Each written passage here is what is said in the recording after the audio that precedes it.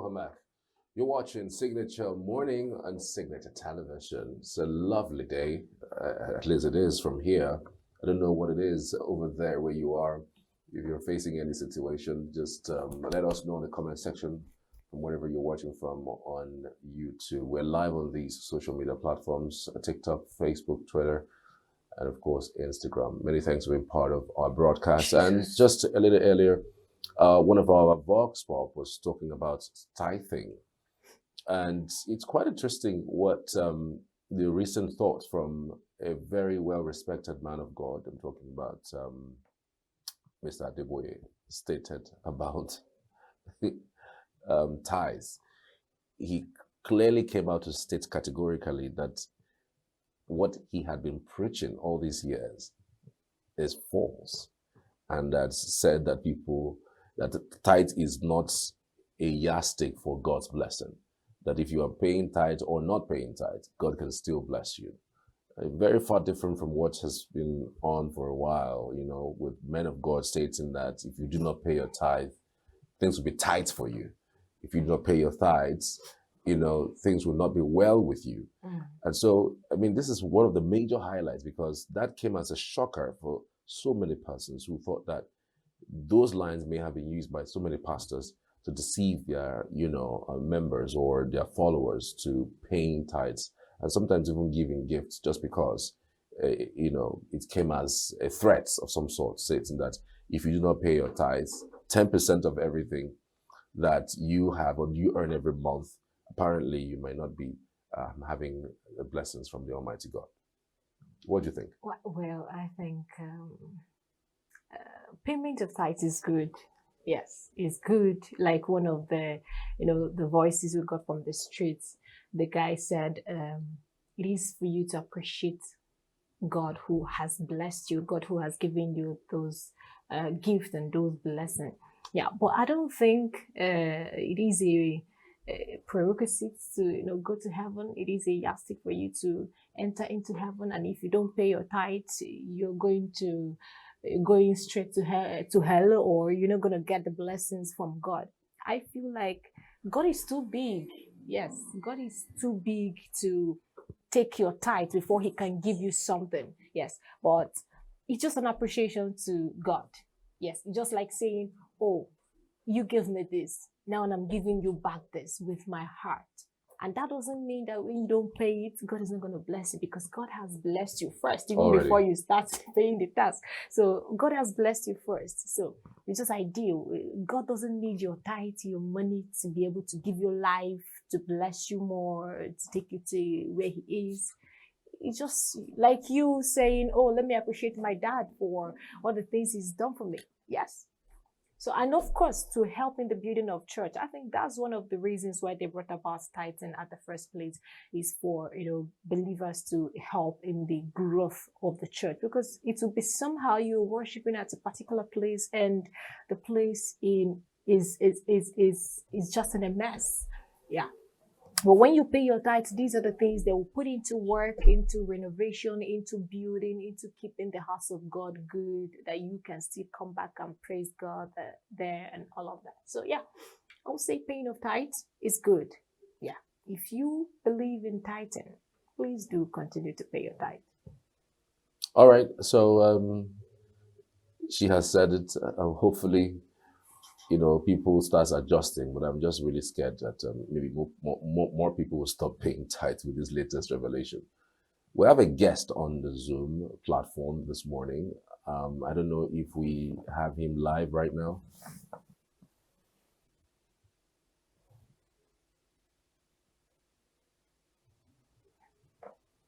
Okay. Hello. Good morning. Morning. Good morning. Okay. Can you hear me? Yes, I can see your face right now, and it's clear. And then But you seems can't were hear me. smiling. And maybe you've been listening to us talking about tithe earlier. I don't know what you think. Were you laughing because of that? Well, I'm laughing because tithe is a faith thing. If it was for you, you pay it, And if you feel you don't need to pay, well, you do otherwise. But it's a faith thing, and it has a biblical injunction. But if the current teaching is coming out to say now, because it's a new development, all along we have been told and taught of what is tithing and benefits of tithing. But if there's a recent teaching now that is changing the narrative, it all depends on the individual involved. And you know, this thing has also to do with your denomination, and every denomination in the Christendom, every particular church you attend has their own principles. And if you must be in a particular church, you have to go along with the principles that applies in the church, so that you won't run short of the blessings also that God sends to you through the place, the church. So I mean, it's good for the man of God to come out and say, well, he didn't say that if you didn't pay, you won't go to hell, you will not go to heaven. But again, he later clarified again that if you are in your church and your pastor says you shouldn't pay, and you still believe that you have benefit, you derive benefit from paying the tithe, then you can still go elsewhere and pay the tithe, because all these things are all part of giving. So that's why I was smiling. All right. Okay. Comrade Ibokwe Chukwuna, thank you so much. You are the Deputy Secretary General of the Association of Senior Civil Servants of Nigeria. Thank you so much for that insight, because not so many persons, because of their religion, would toe that line. But let's get back to the topic of the day, which is Labour warning the federal governments not to give workers' salaries to local government authorities. What's your first reaction when you saw that headline yesterday? I don't know. I start with the headline. Well, if the word warning, that is what I don't know whether I'll go by with the word warning, but I think is whether it's an appeal or suggestion, because we have issues. We have had issues over the years with payment of salaries of local government staff, payment of salary of primary school teachers, and also payment of pensions of local government, retired local government staff, and also retired primary school teachers. And that was part of why the JAC, I think that problem resulted into setting up the JAC, where at the end of the month, when allocation comes, the JAC makes sure, State Joint Allocation Committee, ensures that the salaries of primary school teachers are deducted first, sent to UPE, and then that the local government salaries are paid. Because over the years, we have the issues of corruption, where local government chairman has preferred using money in the name of running projects, the development projects, and have denied workers their salary. And these are part of why this JAC was set up. So I think looking at it now, this autonomy now, what it means is that the money will go straight to the local government, and the chairman and his executive will decide how to allocate the fund.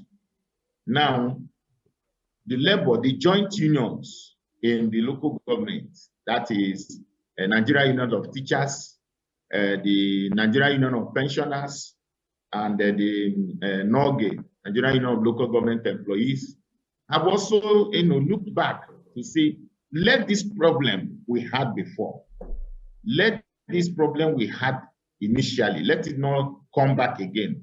Now that we are going back to autonomy, let it not come back again, because the local government chairman and his cabinet will decide when to pay the salary, how to pay it, and who to pay. Now, let's not go back to a situation where we start complaining that the fund they brought is not enough, and because of that, we start having salary arrears. And they have even gone further to request that, where it is possible, that there should be embargo on employment for now.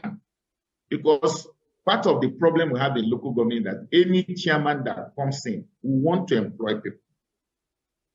And if you continue to employ people and continue to employ people like that, at a stage, the wage bill will be so cumbersome that the allocation cannot carry it.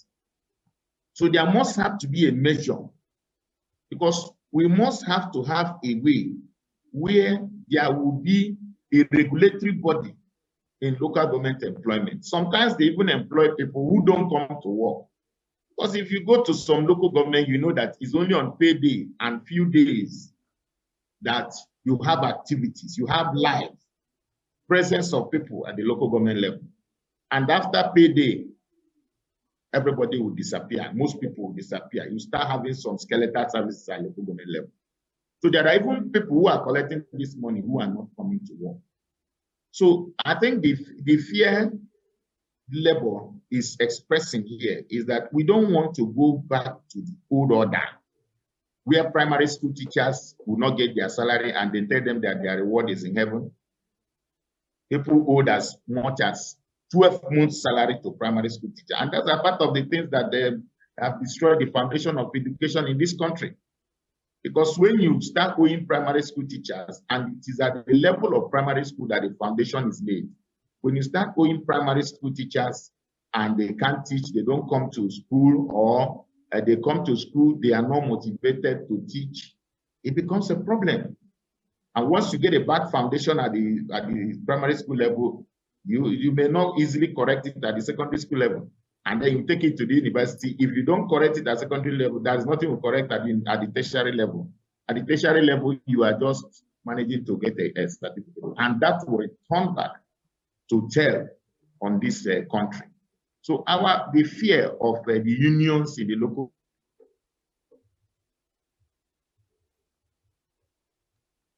Hello, comrade. The decision of payments, and we are controlled by the local government. But since the JAC started, JAC has ensured that it is not like that. So that is the fear of unions or labor generally. All right, comrade, can you hear me? Yes, I can hear you.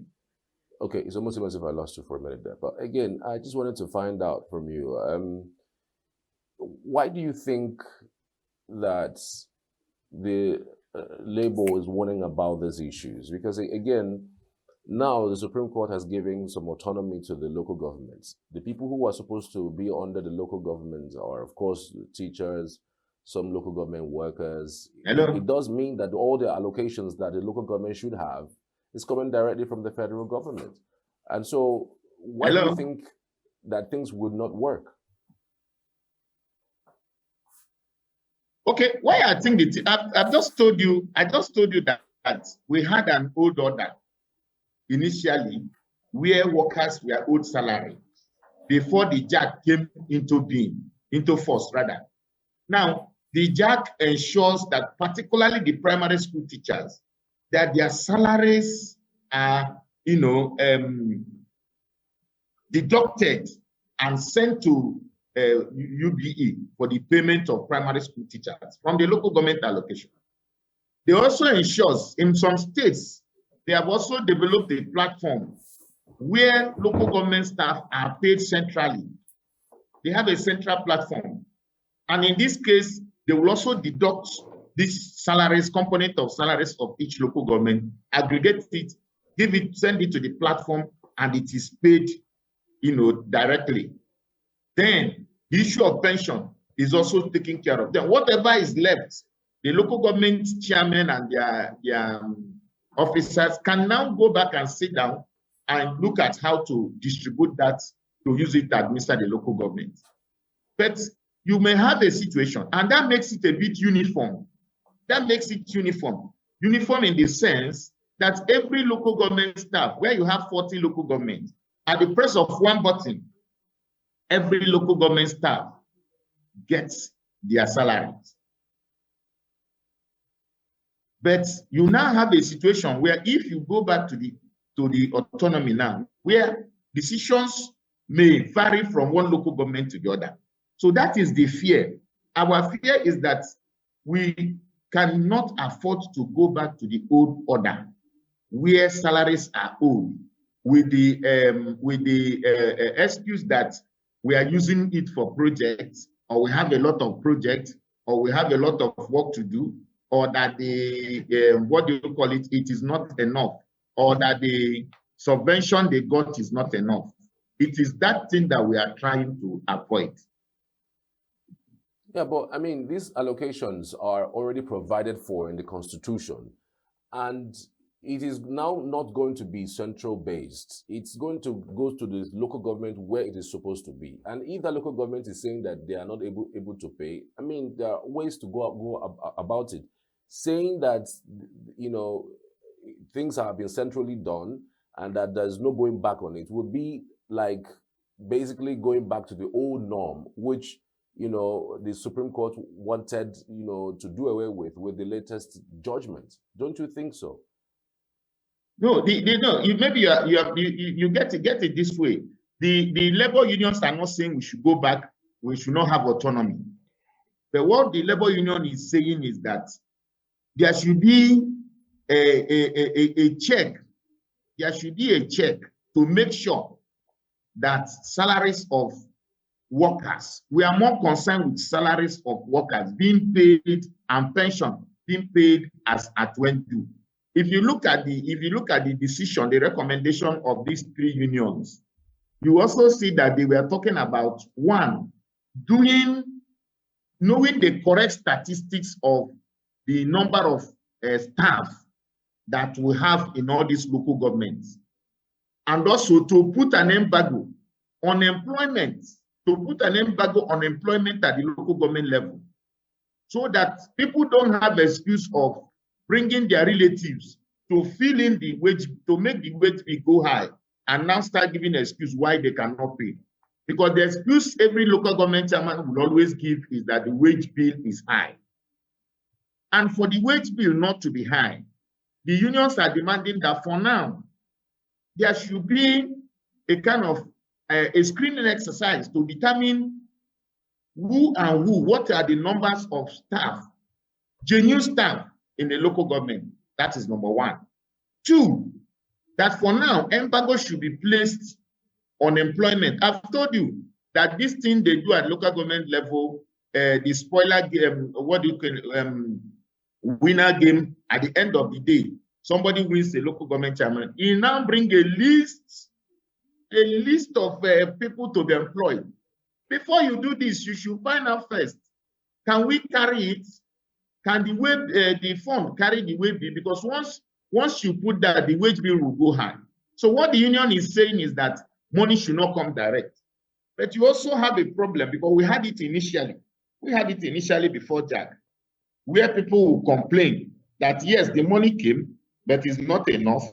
And so what the unions has done is just the like caution, so that federal government should advise, and also, you know, states and federal government should also advise local government. After all, we still have the Local Government Service Commission, Local Government Service Commission, which the unions are asking that members of the union should be represented in this Local Government Service Commission, because they have an oversight function on the local government. Even with the autonomy, they have oversight function on the local governments.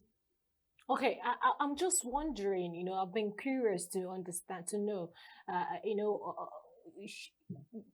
paying this money, whether the money is low, whether the money is much, whether the money is going to come to them, isn't that supposed to be the primary concern of labor right now? Whether they're going to get their money, even if it's the federal government that is paying or the local government that is paying, don't you think the primary concern should have been for their money to be paid? And I think whether it's your mother that pays or your father that pays, the idea is that you are being paid. No, that's what we're trying to say. What we're trying to say is that to ensure that the payment continues, what we are advising is that the payment should continue, that modalities should be put in place, not to distort that payment arrangement. That is what we're talking about. What we are saying is that somebody will not come tomorrow and say, because I inherited this, I inherited that, because of that I can't pay. Because I can assure you that some local governments presently maybe try to get funds from states to back up and pay their salaries. Yes, and they do other things. So what we are saying is that we are going into autonomy. There's no doubt about it. We are not, it's a no-go area. But why we are going in there, it's just like telling somebody, you are getting married. No doubt about it. But as you are getting married, we are advising you that when you get into the family home, this is what you have to do to sustain A and sustain B. That's what we are trying to say. What we are advising the federal government is that they should also let the states, to let the government, local government know that these salaries of particularly the primary school teachers and the local government staff, then the pension, that they are a priority, that you don't have to give excuse. So as we are sending you this money, know that this one should be considered as first charge. Consider them as first charge. Don't come tomorrow and tell us, when I got the money, I had to do this road. It's not only salary I've come to pay. I have to do road here. I have to do road here. No. And they have gone ahead to say, please, can we know exactly, as at the time this money, autonomy is taking place, as we are commencing autonomy, how many staff do we have in local government A? And what is their wage bill? So that tomorrow, if things changes, we now say, okay, what happened? This is what you inherited, and this is what you get every month from allocation that you can pay comfortably. This is what we are saying, because we don't want a situation where people will go there and start playing politics with the life and future of people, the workers, because anything that touches the salary of workers has touched their future and is also a threat to their life. Okay, Soludo just came out to introduce bill for funds deduction. So it means there's going to be a shortage, or there's going to be reduction in terms of funds disbursement. Would you say this is going to cause any hurdle for workers generally, or do you see that as a situation that is going to, bring a positive change to the local government autonomy and, of course, the payment of workers in the state? Well, let me tell you that what led to this our discussion is that the appeal, or whether what you tax level wants federal government to don't give salary to local government. Our concern is about whatever innovation you are bringing, whatever bill you are introducing, our concern is that nothing should affect the payment of salary. The way it is, you have continuous and consistent payment of salary at the federal level, at the state level. We want it to continue at the local government level. So whatever you are introducing, deduction, first, that is why at the JAC level, salaries are considered first before any other deduction. Salaries and pensions constitute first charge. So whatever you are doing, you first of all take out the component of the salary and take out the component of the pension before you begin to consider projects. Well, for projects, you can take options. You can look for grants to make up. You can even look for soft loans to make up. Or you can even partner with some other agencies for project development in your local government. But the first charge from that allocation that is coming direct from federal is the salaries of local government employees, the salaries of primary school teachers, and then their pensioners. This should constitute the first charge. And that is our major concern. Every other thing you are bringing in to make the local government work well, fine, but let it not affect the components of the salaries of the workers and the pensioners. All right, so just to wrap things up right now, I'm just wondering, what happens if the government stays with this particular policy of paying the monies directly to the local government and asking that local government workers apparently get their salaries from local government, what would be the reaction of labor unions? Well, that is why the unions had suggestions. The union did not say that they should not give local government to pay. The unions met and suggested, one, let there be a statistics of the accurate statistics of the workers.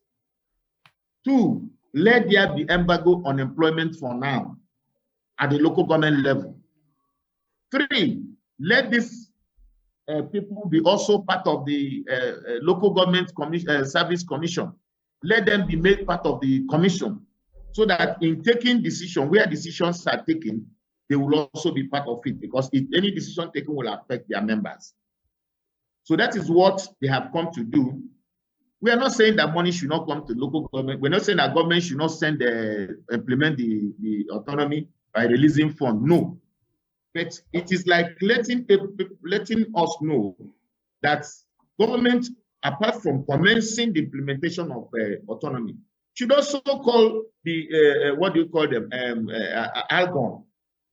Speak with them, talk with them, and the ALGON should also constitute a committee in every local government where leadership of these unions are also involved to ensure, because our fear is that while maybe majority might do run very well, because even you look at Nigeria, all the states are not running the same.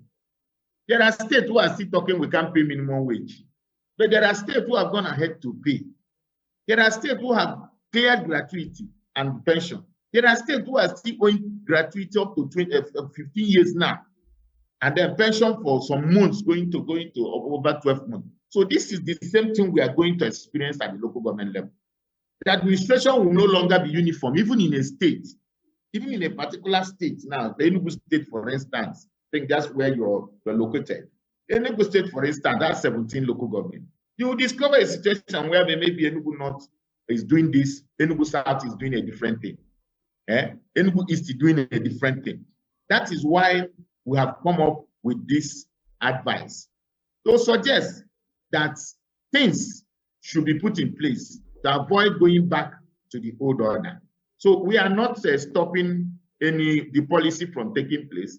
And when it comes, now that we have also started talking, we're also engaging other stakeholders like ALGON and so on, so that they will make salary payments first charge in disbursing their monthly allocation. All right. Thank you very much, Comrade Igokwe Chukwuma Igokwe. Thank you for your invaluable input this morning. Thank you. Okay, that's all we can take for that particular discussion there. We'll go on a short break. After that, we'll bring you another segment. Do remember to follow us on all our social media platforms. We are live 24/7 on YouTube at Signature TV and all other social media platforms at Signature TV Officials. Drop your comment and do follow us. We'll be right back.